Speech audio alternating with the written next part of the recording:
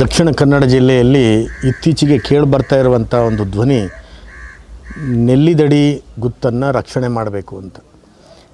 ಏನು ರಕ್ಷಣೆ ಮಾಡಬೇಕು ಅನ್ನುವಂಥದ್ರಲ್ಲಿ ನೋಡುವಾಗ MSEZ ಅನ್ನುವಂಥ ಕಂಪನಿ ಅದಕ್ಕೆ ಜಾಗ ಹೋಗಿದೆ, ಇದಕ್ಕೆಲ್ಲ ಒಪ್ಕೊಂಡಿದ್ದೇವೆ ನಾವು.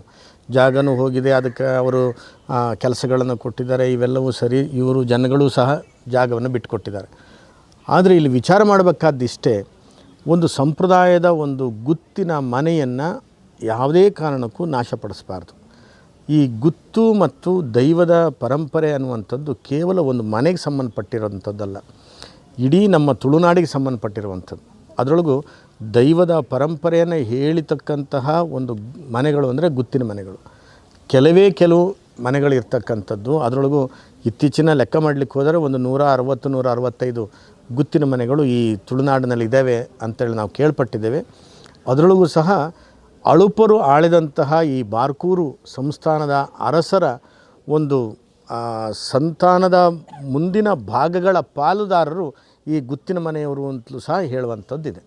ಗುತ್ತು, ಬೀಡು, ಸೀಮೆ ಇವೆಲ್ಲವೂ ಸಹ ಈ ಅಳುಪರ ವಂಶಸ್ಥರಿಗೆ ಸಂಬಂಧಪಟ್ಟಿದ್ದು ಅನ್ನುವಂಥದ್ದಿದೆ. ಇದು ರಾಜವಂಶಸ್ಥರು ಅಂತ ಹೇಳ್ತಾ ಇರುವಂಥದ್ದಲ್ಲ, ಈ ಪರಂಪರೆಯ ವಂಶಸ್ಥರುಗಳನ್ನು ನಾವು ರಕ್ಷಣೆ ಮಾಡ್ತಕ್ಕಂಥದ್ದು ಬಹಳ ಅಗತ್ಯ ಇದೆ.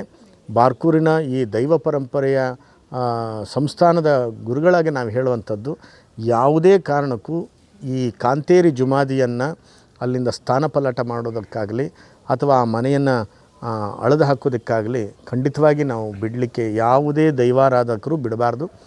ಜೊತೆಯಲ್ಲಿ ಜಿಲ್ಲಾಧಿಕಾರಿಗಳಿಗೂ ನಾವು ಒತ್ತಾಯ ಮಾಡ್ತಕ್ಕಂಥದ್ದು, ಆ ಮನೆಯನ್ನು ರಕ್ಷಣೆ ಮಾಡಿ ಅದನ್ನೊಂದು ಮನೆಯನ್ನು ಬಿಟ್ಟುಕೊಟ್ಬಿಡಿ.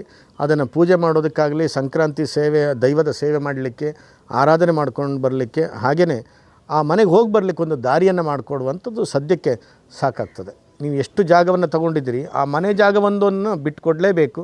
ಅದನ್ನು ನೀವು ಅಳೆದು ಹಾಕಲಿಕ್ಕೆ ಅಥವಾ ಬೇರೆದೇನಾದ್ರು ಮಾಡಲಿಕ್ಕೆ ಹೋದರೆ ಅಂತಾದರೆ ಸಂಪೂರ್ಣವಾಗಿ ಮತ್ತೆಲ್ಲ ಈ ದೈವಾರಾಧಕರು ಎದ್ದು ನಿಲ್ಲಬೇಕಾಗತ್ತೆ. ಕೇವಲ ದೈವಾರಾಧಕರು ಎದ್ದು ನಿಲ್ಲೋದಿಲ್ಲ, ಅವ್ರ ಜೊತೆಗೆ ಬೇರೆ ಸಮುದಾಯದವರು, ಈಗ ಬಂಟ ಸಮುದಾಯದ ಜೊತೆಗೆ ಬಹುತೇಕ ಸಮುದಾಯದವರು ಬಹಳ ಚೆನ್ನಾಗಿ ಅನ್ಯೋನ್ಯವಾಗಿರ್ತಕ್ಕಂಥದ್ದು ಈ ಕರಾವಳಿಯಲ್ಲಿ ನಾವು ನೋಡ್ತೇವೆ. ಯಾಕೆಂತಂದರೆ ಬಂಟರು ಎಲ್ಲ ಸಮುದಾಯದವರ ಜೊತೆಯಲ್ಲಿ ಸೇರಿಕೊಳ್ಳುವಂಥ ಒಂದು ಸಮುದಾಯದವರು, ಅದು ನೆನಪಿಡಬೇಕು.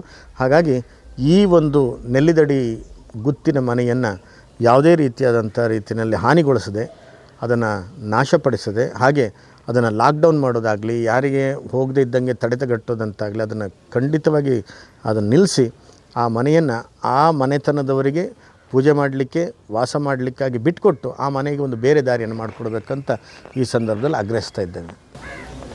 ಈ ತುಳುನಾಡು ದೈವಗಳು ಮತ್ತು ಆರಾಧನೆ ಇದೊಂದು ಅವರ ಬದುಕಿನ ಒಂದು ಭಾಗ ಆಗಿರುವಂಥದ್ದು ಪ್ರತಿಯೊಬ್ಬರು ನೆನಪಿಡಬೇಕು.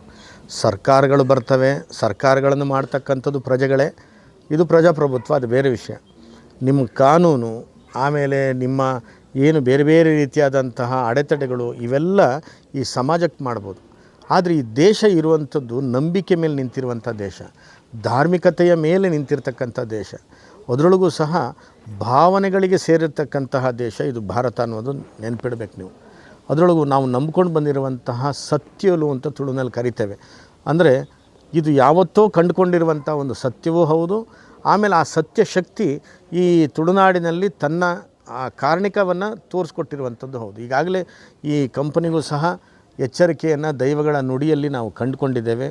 ಅದಕ್ಕೆ ಬೇಕಾದಷ್ಟು ಅನಾಹುತಗಳನ್ನು ಆಗಿದೆ. ಅಲ್ಲಿಗೆ ಬಂದಿರತಕ್ಕಂಥ ಅಧಿಕಾರಿಗಳಿಗೂ ಅನಾಹುತಗಳಾಗಿರುವಂಥದ್ದನ್ನು ನಾವು ಗಮನಿಸಬೇಕು. ಈಗ ವೃತ್ತಿಗೋಸ್ಕರ, ಬದುಕಿಗೋಸ್ಕರ ವೃತ್ತಿ ಮಾಡ್ತಕ್ಕಂಥದ್ದು ಅವ್ರ ಕೆಲಸ.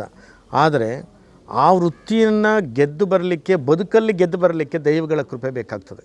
ಹಾಗಾಗಿ ದೈವಗಳ ವಿರುದ್ಧವಾಗಿ ಹೋಗ್ತಕ್ಕಂಥದ್ದು ಸರ್ವತಾ ಅಲ್ಲ. ಯಾಕೆಂತಂದರೆ ಒಂದು ದೈವದ ಸಿಂಹಾಸನದಲ್ಲಿ ಕುಳಿತು ನಾವು ಗುರುಗಳಾಗಿ ಹೇಳ್ತಕ್ಕಂಥದ್ದು, ದೈವದ ಸಂಸ್ಥಾನದಿಂದ ಹೇಳ್ತಕ್ಕಂಥ ನುಡಿ ಇದು.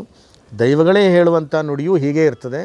ಒಮ್ಮೆ ಒಂದು ಸ್ಥಾನದಲ್ಲಿ ನಂಬಿರುವಂತಹ ದೈವಗಳನ್ನು ನೀವೇನೋ ಒಂದು ಕಂಪ್ನಿ ಮಾಡ್ತೀರಿ ಅಂಥೇಳಿ ಆ ದೈವಗಳನ್ನು ತೊಗೊಂಡೋಗಿ ಇನ್ನೊಂದು ಕಡೆ ಹಾಕಲಿಕ್ಕೆ ಇದು ವೃದ್ಧಾಶ್ರಮವೂ ಅಲ್ಲ, ಅಥವಾ ಯಾವುದೇ ಒಂದು ಹಾಸ್ಟೆಲ್ಲೂ ಅಲ್ಲ, ಕೈದಿಗಳನ್ನು ಹಾಕಿದಾಗ ಮಾಡಲಿಕ್ಕೆ ಜೈಲು ಅಲ್ಲ. ಅವು ದೈವಗಳು ಆ ಕ್ಷೇತ್ರಗಳನ್ನು ನಾನಿಲ್ಲಿ ನಿಲ್ತೇನೆ, ನೆಲೆಗೊಳ್ತೇನೆ ಅಂಥೇಳಿ ಅಪೇಕ್ಷೆ ಪಟ್ಟು ನಿಂತಂಥ ಕ್ಷೇತ್ರಗಳು. ಹಾಗೆ ಕಾಂತೇರಿ ಜುಮಾದಿಯು ಸಹ ನೆಲ್ಲಿದಡಿಯಲ್ಲಿ ನಾನು ಬಂದು ನಿಲ್ತೇನೆ ಅಂತ ಯಾವುದೋ ಕಾಲದಲ್ಲಿ ನಿಂತಿರುವಂಥದ್ದು. ಅಂಥ ನಿಂತಂಥ ಕ್ಷೇತ್ರದಲ್ಲಿ ಇಷ್ಟು ವರ್ಷ ಬಂದಿರತಕ್ಕಂಥ ಆರಾಧನೆಯಿಂದ ಅಲ್ಲಿ ಯಾಮ್ ಯಾಮ್ ಯೋ ಯೋ ತನುಂಭಕ್ತಃ ಅಂಥೇಳಿ ನಮ್ಮ ಭಗವದ್ಗೀತೆಯಲ್ಲಿ ನಾವು ಹೇಗೆ ಕಾಣ್ತೇವೆ, ಯಾರ್ಯಾವ ಭಾವನೆಯಲ್ಲಿ ಪೂಜೆ ಮಾಡ್ತಾರೋ ಅಲ್ಲಿ ಭಗವಂತನ ಸನ್ನಿಧಾನ ಆಗುತ್ತೆ ಅಂತ. ಅದೇ ಥರ ದೈವದ ಸನ್ನಿಧಾನ ಆಗಿದೆ. ಕಾಂತೇರಿ ಜುಮ್ಮಾದಿ ಅಲ್ಲಿದ್ದಾಳೆ. ಕಾಂತೇರಿ ಜುಮ್ಮಾದಿ ಹೇಳುವಂಥದ್ದು ಹಾಗೆ, ನಾನಿದ್ದಂಥ ಸ್ಥಾನವನ್ನು ನೀವೇನಾದರೂ ಬದಲಾಯಿಸಿದರೆ ಅಥವಾ ವಿರೂಪಗೊಳಿಸಿದರೆ ಅದಕ್ಕೆ ಶಿಕ್ಷೆಯನ್ನು ಕಾಣಬೇಕಾಗತ್ತೆ ಅಂತ. ಸರ್ಕಾರಕ್ಕಿಂತಲೂ ಮಿಗಿಲಾದ್ದು ದೈವ. ಇವತ್ತು ಎಷ್ಟೋ ಮೊಘಲರ ದಾಳಿ, ಬ್ರಿಟಿಷರ ದಾಳಿ ಆಗಿದ್ರೂ ಭಾರತ ಹೆಂಗೆ ನಿಂತಿದೆ ಅಂತಂದರೆ ಅದು ದೈವಶಕ್ತಿಯಿಂದ, ದೇವರು ಓಡಾಡಿರ್ತಕ್ಕಂಥ ಭೂಮಿ ಭಾರತ. ಹಾಗಾಗಿ ದೈವಗಳ ವಿರುದ್ಧವಾಗಿ ಯಾವುದೇ ಆಡಳಿತವಾಗಲಿ ಯಾವುದೇ ಕಂಪನಿ ಆಗಲಿ ಹೋಗಬಾರ್ದು. ಇದು ಹೋದದ್ದೇ ಆದರೆ ಅದು ದೈವದ ಕೋಪಕ್ಕೆ ಗುರಿಯಾಗೋದು ಸತ್ಯ. ಇಡೀ ತುಳುನಾಡು ಮೂರ್ಖರಲ್ಲ. ಇಷ್ಟು ವರ್ಷ ಹಾಗಾದರೆ ದೈವಗಳು ಇಲ್ಲ ಅಂತಾಗಿದ್ದರೆ ಇಷ್ಟು ತುಳುನಾಡಿನಲ್ಲಿರ್ತಕ್ಕಂಥ ಎಲ್ಲರೂ ನಂಬ್ಕೊಂಡು ಬಂದಿರುವಂಥದ್ದು ಎಲ್ಲರೂ ಮೂರ್ಖರಾಗ್ಲಿಕ್ಕೆ ಸಾಧ್ಯ ಇಲ್ಲ. ಅಲ್ಲೊಂದು ಶಕ್ತಿ ಇದೆ ಅನ್ನೋದನ್ನು ಸರ್ಕಾರವೂ ಮನಗಾಣಬೇಕು, ಜಿಲ್ಲಾಡಳಿತವೂ ಮನಗಾಣಬೇಕು.